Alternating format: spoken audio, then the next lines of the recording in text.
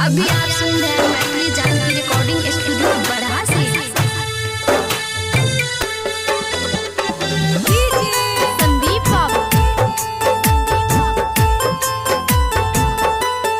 हाँ, गलती का भइल रहे सुनो ये बाबा, कौन कसूरबा छोड़ले हमनी के साथ।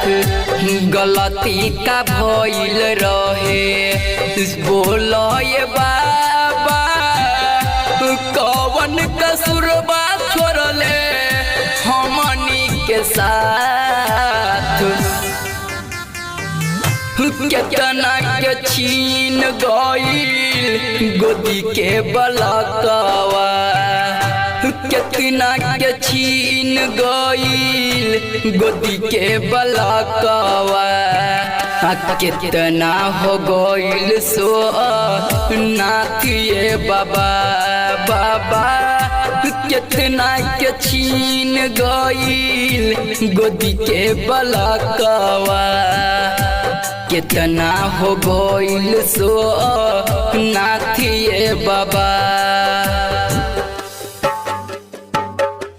गलती का भइल रहे बोलो ये बाबा, कौन कसूरबा छोड़ले हमनी के साथ।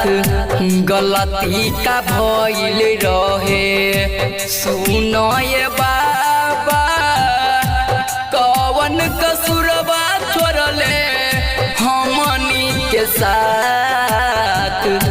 केतना के छीन गइल गोदी के बलकवा, केतना के छीन गइल गोदी के बलकवा।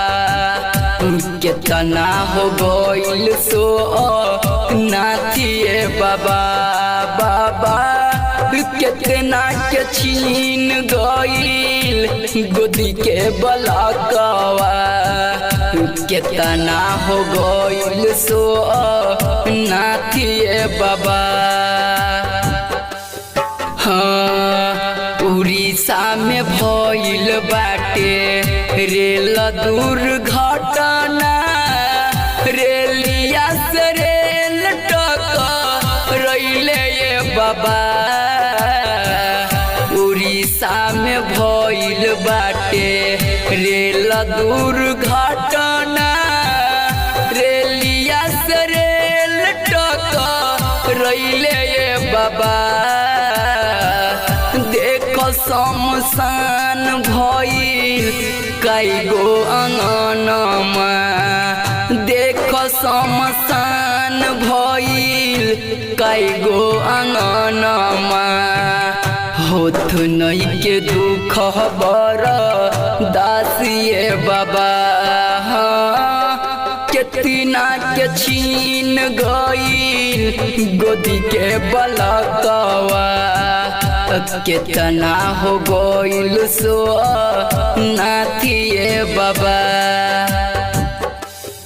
हाँ, तू ही जब बनावेला तो काहे के बिगाड़ेला। भगत लक्ष्मण पूछे बातिए बाबा, तू ही जब बनावेला तो काहे के बिगाड़ेला। भगत लक्ष्मण पूछे बातिए बाबा, कौने करनवा लिहले परनवा। कौने करनवा लिहले परनवा। दर्द न बाटे ईसा हाथिए बाबा। केतना के छीन गइल गोदी के ललनवा। केतना हो गइल सो नाथिए बाबा।